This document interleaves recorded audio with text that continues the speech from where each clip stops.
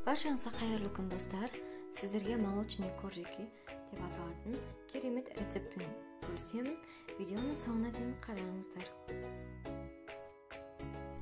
Ең алдымен ыдысқа сүт құямыз және оның үстіне қант салып, орташа отта қант ерігенше араластырамыз.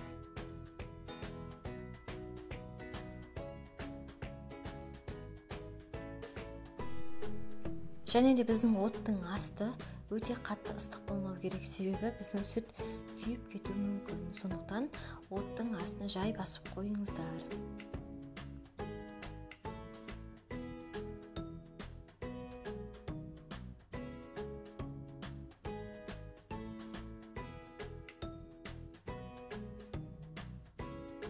Міне осылай қант толықтай еруі керек. Және лопатаның көмегімен жақсылап араластырып шығамыз. Коржик дайындау үшін ең алдымен ыдысқа бөлме температурасындағы сары майды саламыз. Және де венчиктің көмегімен жақсылап езіп шығамыз. Біздің сары май қатты мұздап тұрмауы керек, яғни 1-2 сағат бұрын тоңазытқыштан шығарып қойыңыздар. Енді оның үстіне бір жұмыртқаны бөліп саламыз. Және де венчиктің көмегімен тағы да араластырамыз.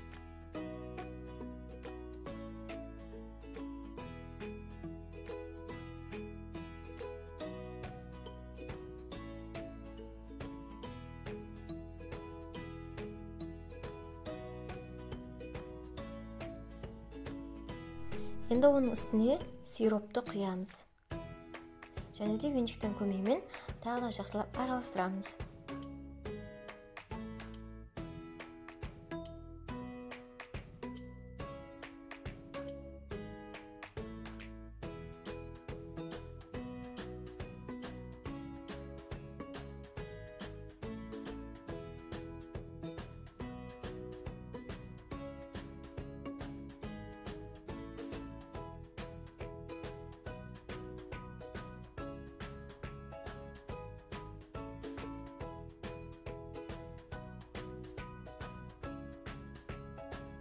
Енді келесі кезекте ұнды қасықтап саламыз. Яғни ұн алдын ала електен өткізілген болу керек. Саламыз да венчикпен жақсылап араластырып шығамыз.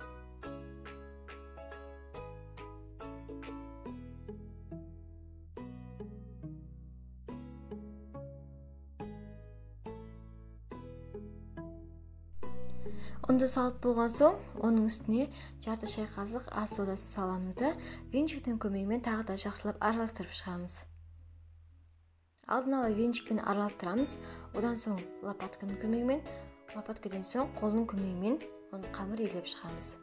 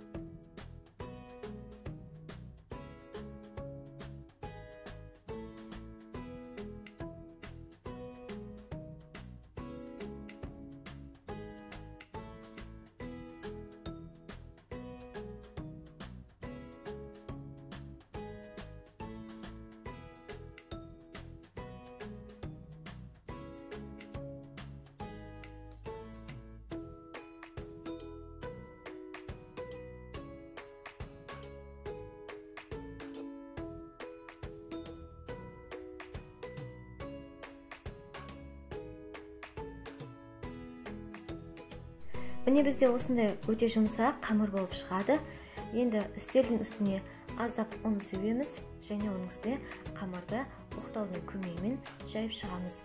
Қалыңдығы шамамен 3-4 мм болу керек.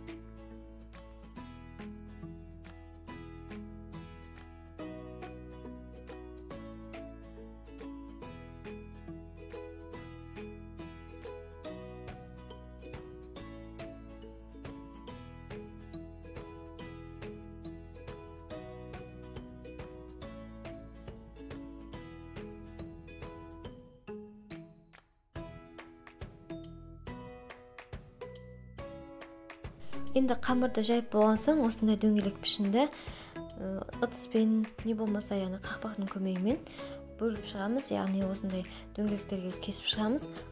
Бізде міндетті түрде дөңгелек болу керек.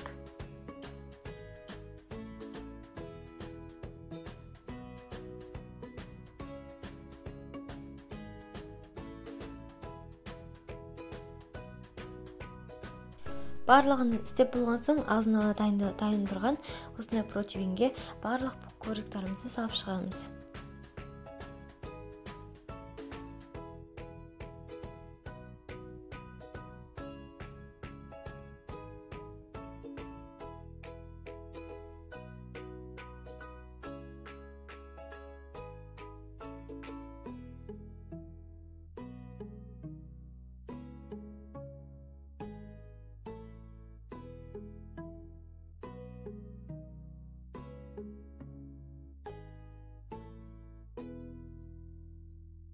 Қалған қамырды жинап аламыз да, одан соң коржиктер жасап шығамыз.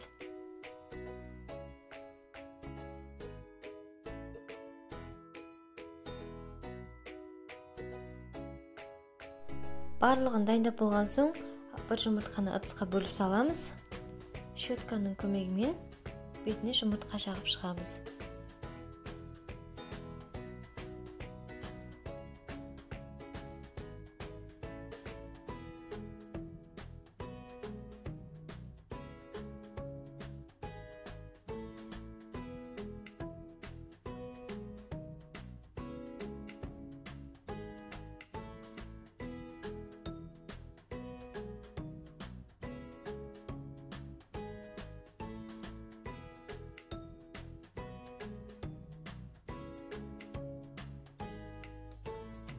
Енді шанышқының көмегімен біздің коржиктің бетіне осындай узорлар жасап шығамыз. Яғни бұл өз қалауынша жасауға да болады, негізі жасамауға да болады.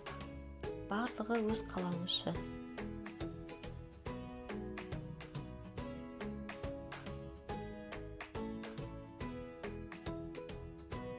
Енді коржиктарымызды 180 градуста 20 минуттай пісіріп аламыз. Менде барлық 20 минутта толықтай пісіп шықты. Барлық жері толықтай пісті. Қазір мен ортасын көрсетейін.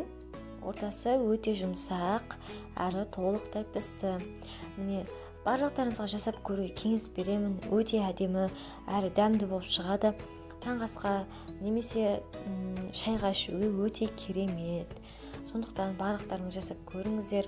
Менің каналыма міндетті түрде тіркелуді ұмытпаңыздар. Және де сұрақтарыңыз болса, комментарийға жазып кетіңіздер. Көп рахмет.